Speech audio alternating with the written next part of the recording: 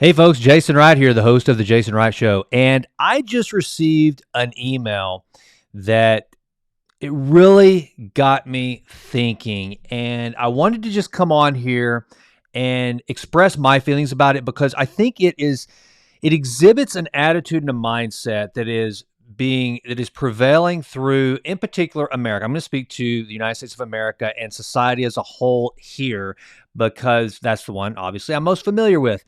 It was an email that I received from Substack, and I think the writer's intentions were good, obviously, but it really rubbed me the wrong way. Now, I'm a happy warrior, so I don't want to come on here and this to sound like some angry, mad, get off my lawn type rant. And it's not political, so don't turn off. Don't run away. It's not political at all. It has everything to do with agency and self-control. I think that is the bigger point.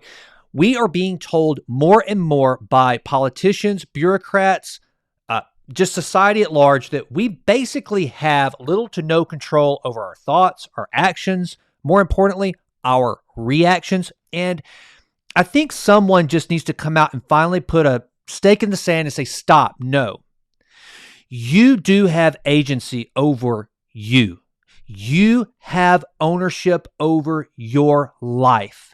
And it is time for all of us to take that ownership and start to shape and map the life we want to lead. So with that as an introduction, I want to read to you this email, not the entire thing, but portions of this email that I received from Substack about social media. And I want you to give me your thoughts. And listen, if I've got it completely wrong, or if you think I've got it completely wrong, please leave me the comments. I always go into every argument with the idea somewhere in the back of my mind that, hey, you just might be wrong. I think this makes me a better thinker. I think it helps me to better understand other points of view. So with that, if I've got this wrong, let me know. But I think I'm thinking this through the right way. So let's get over here to, all right, here's the email that I received. It reads, let me get back up here to the top. Okay. This has to do with the recent Facebook leaks and all the things that we're hearing. And as you know, the social media giants are under attack because this subjective idea of what is good and what is bad, what is hateful, what is not, is just kind of floating around. And whenever you start to try to codify subjective matters, that's dangerous, because what you think is vile, someone else says, what you think is absolutely righteous and good, someone else may say that infringes upon every right that I hold dear. So unless it's truly objective, it's really hard to codify, make law, make rules, make regulations that drill down on a topic that is in its very nature subjective, meaning there's no black or white definition for it. And that's what's being discussed as it relates to the social media giants and the content that they share. So here's an email that I received this morning from Substack.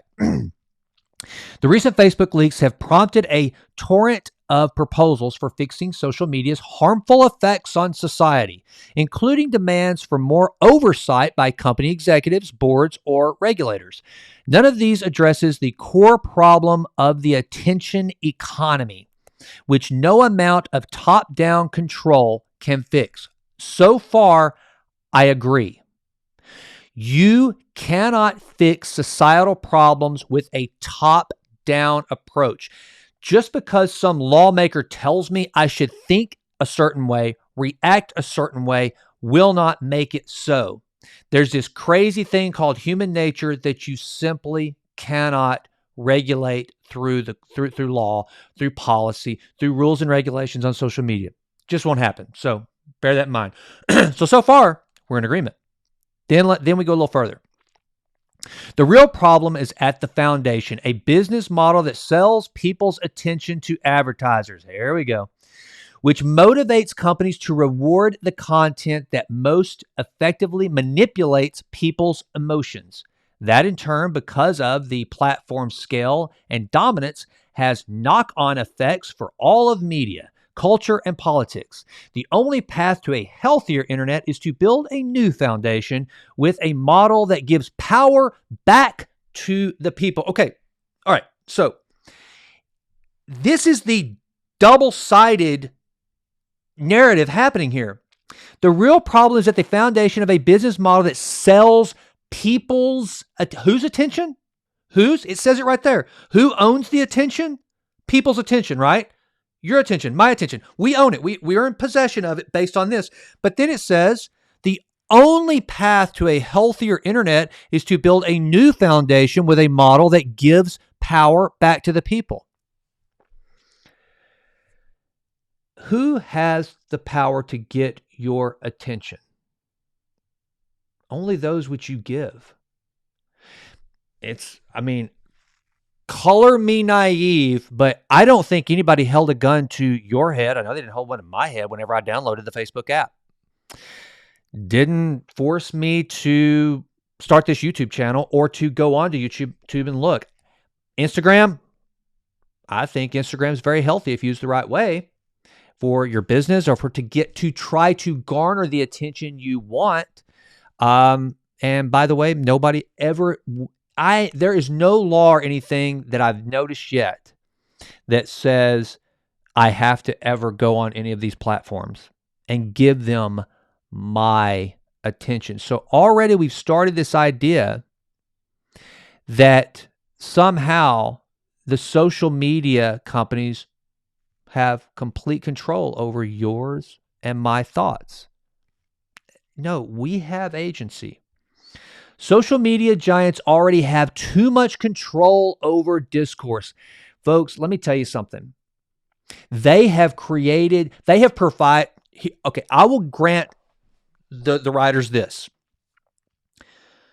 Facebook, Twitter in particular, other social media platforms, they have provided the kindling, they have provided the lighter fluid, they provided the largest dumpster ever known to man.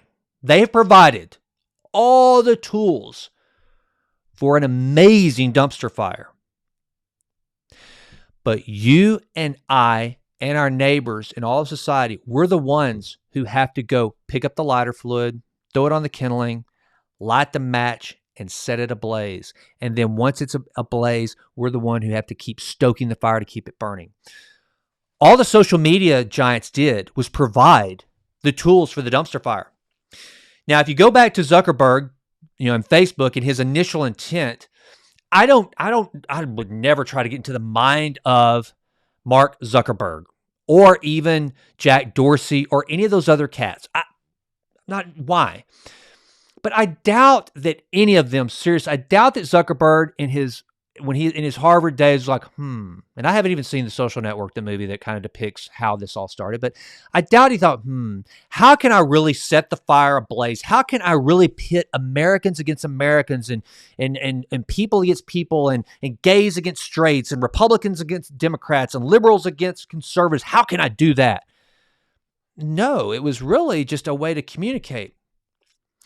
It was those of us who picked up all the tools that they created and used them to start a fire with instead of just something to keep us all warm that made things kind of crappy, right? And advertisers, sure, they looked and they go, wow, it seems like when you really light that fire and get it blazing, when it goes from just being a little bitty brush fire to an enormous forest fire, a lot of people will look at it. And so they have determined what is our forest fires. That's all they're doing. They're just looking because it's our attention that we are giving them. They are following us. So the power already belongs to us. Instead, the key to a healthier platform is to flip the power dynamic. Give the people themselves the power to choose. That very sentence right there is very frustrating. You already have the power to choose. You have the power to look or not look at things that you do or do not want to see. And I think most of them, they give you the opportunity to, I don't want to see ads like this anymore. I find this offensive, whatever the case may be. But but it shouldn't require those buttons, because the bottom line is we have the power to just get off YouTube, get off Facebook, whatever the case may be. Let the will of the people control their feeds. It already does. If you didn't look at people beheading other people, then they wouldn't send you those horrific videos. I mean, that's just the bottom line. They don't guess. They're too smart. They don't have the time, and money is too precious for them to sit there and just guess what you want to see. No, the algorithm drives the things that you see based on your decisions that you owned. You're the one, friend, and I'm the one that picked up the lighter fluid and started soaking the kindling before we lit the fire. I did that. You did that. Not the social media companies. And by the way, don't think that I have no vested interest in defending the social media companies. What I am, and this is what I want you to take from this entire rant, and I know it is quite a rant, and I apologize for that. And I'm trying to keep a smile on my face the whole time because I do not want to come across as, again, the get off my lawn old fart. I don't want to be that. That's not who I want to be. I just want this to be a message of you have so much more power than you think. I have so much more power. We all do. It's just how we use it. So with that in mind, manipulating their attention in favor of the most profitable and provocative content. Let them seek out what they really value. Other than in extreme cases involving violence or illicit activity. First of all, who determines what is violent or illicit? The definition of those words, while 90% of us might agree on what those things are, that 10% still has a voice. They may not determine that it's violent or illicit. So therefore, the control of what is illicit or violent needs to be maintained by you, the individual. People should be allowed to decide for themselves who's worth listening to. I think you already can. What's trustworthy and which direction is punching down? Okay. All of those. You already have that right. And if you agree with this email, then, I don't want to patronize you by saying, "Oh, I pity you." Nothing I ever say will ever be meant in a patronizing way, a sarcastic way. If it's sarcasm, I try to make sure that there's nobody that can hurt from it. That's something that we would universally agree is kind of funny. So just understand that if you agree with this email, then my message for you is, brother, sister, whoever you are, you've got a lot more power and control than you think. Take it. Use it. It's yours. I promise. There will be no perfect internet, but there can be a better one. A healthier internet requires overhauling incentives by putting people back in charge. You're already in charge. You are already in charge, friends. You are already in charge. I will say it one more time. You and I are currently in charge. We decide what we look at. They can throw it in front of us. We don't have to look. We decide. And by the way, what they throw in front of us is based on decisions that we made prior. While tech companies can't filter only the good parts of human nature, again, the good parts of human nature, subjective, not objective. They can stop amplifying the bad and the ugly. Some people think that statistics are ugly. So based on what they're saying, just because this sort of rhetoric generally follows a certain line of thought. So basically what they're saying is that if there is a statistic that is deemed by whomever to be ugly or not right or something to that they don't agree, they don't think should, make people feel bad, then it should not be seen, because if it's a statistic that could cause fear in someone who matches that demographic that the statistic has bared out, it might make them feel bad about themselves. And that's dangerous, because there's other people that are willing to say, golly, I'm in that demographic. Holy crap, I didn't know that. I want to make a change. I don't want to be in that demographic anymore. But they may never get that opportunity, because people like this would be like, no, it might hurt too many people's feelings. You got to think deep about this stuff. This kind of model respects people's agency and judgment by inviting them to mindfully seek out vulnerable ideas rather than mindlessly scroll through a feed of promoted content. There's so many things wrong with this sentence. All right. This kind of model respects people's agency. So you're respecting the agency, which basically means you are the agent for your actions. You decide your actions. You decide what you see, what you listen to, and how you react. Okay? You and I, we have agency over there. So it respects people's control. But then it says, and judgment, by inviting them to mindfully, okay, we're still humans and we're still processing independently, seek out valuable ideas. Okay, we're still functioning as humans and we're able to go find out what's good ideas rather than mindlessly. Where the hell did our brain go? Somehow in that sentence, we went from having agency to being mindful to seeking out good and valuable content to now all of a sudden we're mindless and scroll through a feed of promoted content. So based on that sentence, social media has the ability to completely take your mind, take your agency, take what you know to be good, and put you in front of something that is bad.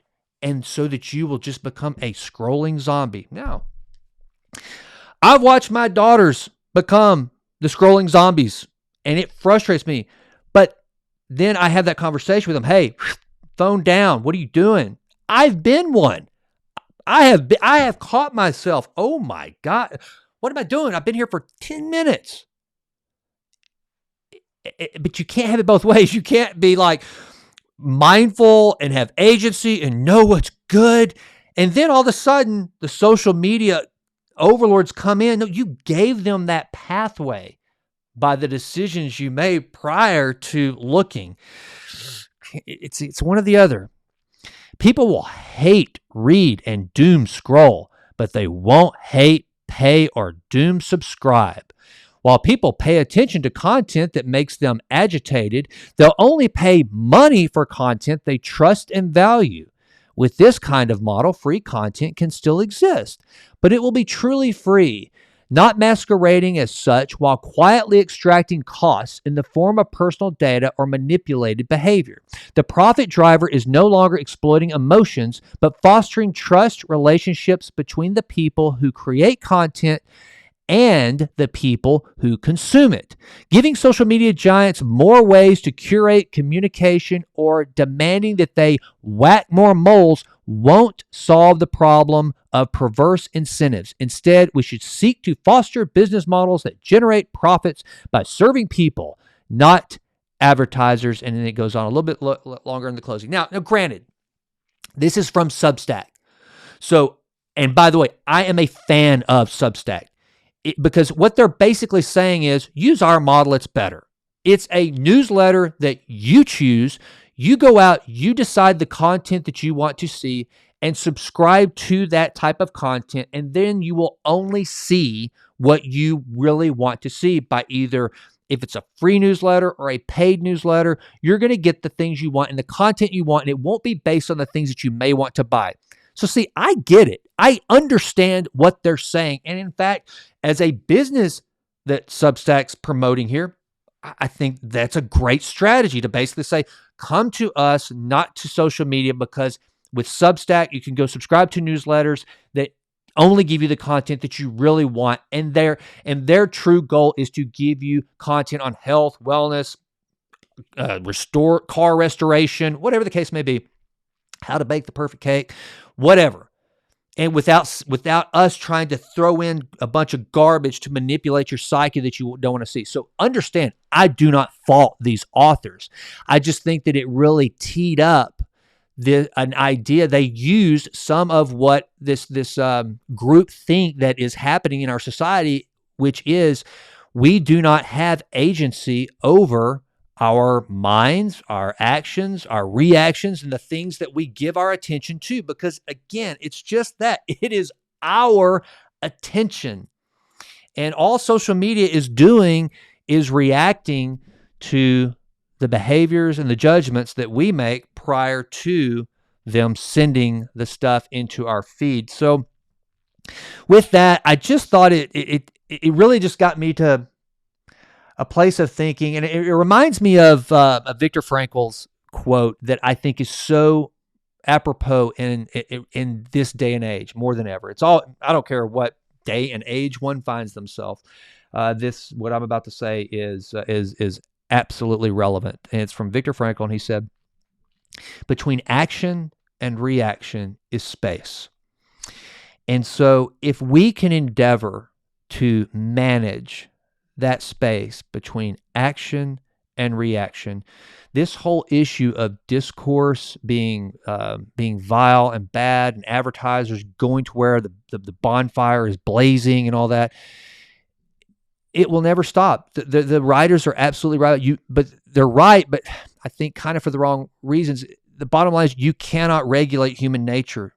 Trust me, politicians have been trying to do it for years and years and years, and you just can't legislate kindness and love. You can use it to promote what we all agree to be, good. But human nature is what it is, and at the end of the day, you and I are in control of our actions and reactions. There was a cinematic masterpiece known as Roadhouse, starring Patrick Swayze. Remember that one? Got so ripped off at the Academy Awards. But nevertheless, I digress. In this film, Swayze portrays the character named Dalton, and he was a cooler. I don't know really. I guess the cooler is like, the head bouncer of a bar. I'd never heard of a cooler. He keeps tensions cool, I guess. Keeps the cool. Make sure that cool heads prevail. And so he's the cooler. And when he first shows up, the existing staff of the Double Deuce, which he had been brought in to correct, he's going around, he's telling everybody that you should be nice. No matter what happens, just be nice. And one of the existing bouncers says to him, yeah, well, what if somebody calls my mama a whore? Patrick Swayze looks at him and says, Dalton looks at him and says, is she? Here's the point. Always leave room for self-reflection. I may get a slew of hatred because of this, because it's kind of the most, even though I don't find this to be a controversial post, it is a very opinionated post. So therefore, so that's why I think I said early at the beginning of this that, I always leave that little bit of doubt, and maybe I'm wrong, because here's what some people will say. If they listen this far, they'll know that I knew it was coming, but they may have already shut it off and started writing their comments.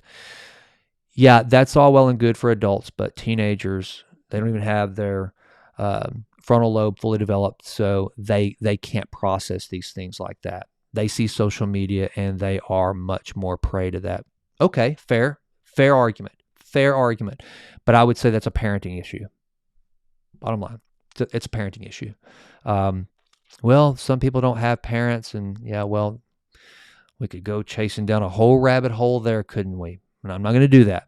I'm just going to say that we, as the adults in the room and on the platforms, if we don't control ourselves, our thoughts, our actions, our reactions to all these things, then how can we expect our children to do so? Right? We are the models, and the biggest takeaway I hope that you get from this long rambling rant that was spurned on, was triggered. I'm usually not triggered, but I was triggered today. Been triggered by this benign email, seemingly benign email, is that you and I have far more power than we think over our health, over our mind, over our thoughts. Do like Substack says in this email, go subscribe to one of the millions of awesome newsletters that they have on their platform. It's fantastic. It is a fantastic service. Or here's a crazy notion. If you want to go and give your attention somewhere where there will be nothing advertised towards you, there will be nothing in your feed, it's going to be crazy. All right, bear with me. A book. Yeah. Wild, huh? Yeah, go read a book. I know. Crazy. Nuts. You could actually go, Man's Search for Meaning by Viktor Frankl, the aforementioned clinical psychologist that said between action and reaction is space. How about going and reading the personal journal and Stoic writings of, at the time, the most powerful man in the world, Julius Caesar, or Marcus Aurelius, in Meditations. Read what he had to say about self-control as he found himself as the most influential and powerful human being in the world. Read a book, and then, but more importantly, tame the beast that is your mind. It is yours. It is mine. Our attention that, yes, these advertisers, they're vying for, but it's still ours. It's ours to give, not theirs to take. They will try, but ultimately, you and I, we own it. You don't know how to control the chemicals in your brain. There's something that these dopamine rushes that H&M and Banana Republic and Guilt and all these other online shoppers can figure out how to tap into. Read a book like The Rise of Superman or The Art of Impossible by Stephen Kotler to understand how the brain works and how controlling the dopamine and the endorphins and manipulating them for good, how you and I have the power to do that. You can create a chemical cocktail in your mind with no drugs, just great breathing exercises, physical exercises, mindfulness, meditation. You have so much more power and control over this amazing thing that is the human, that is you and I, than what a lot of you, not all of you, but a lot of you believe and think. And my hope for each and every person that this video, and I may actually put it out on the podcast, that you find that everyone that finds this, my hope is that you take that power and you don't surrender it to anyone, that you control your mind, you control your thoughts, you control the decisions you make, be it as benign as purchasing a shirt that you don't need, to taking a drug that could ultimately kill you, to clicking on a website where it shows the absolute most horrid and vile elements of human nature that the web can muster up. Go seek that which is good. Go seek that which is righteous. Go seek that which is, that will edify, that will lift us all up. And in that search, if something sneaks in that contradicts your beliefs, that looks like it's threatening to take that power and attention away from that which is good in you, then manage the space between action and reaction. Because if you can do that, hopefully it will spread. Hopefully we can start a perpetual motion of good behavior, righteous behavior, maintaining and taking that agency that the email spoke of and then completely denounced and within the same sentence. Seize upon that agency and use it.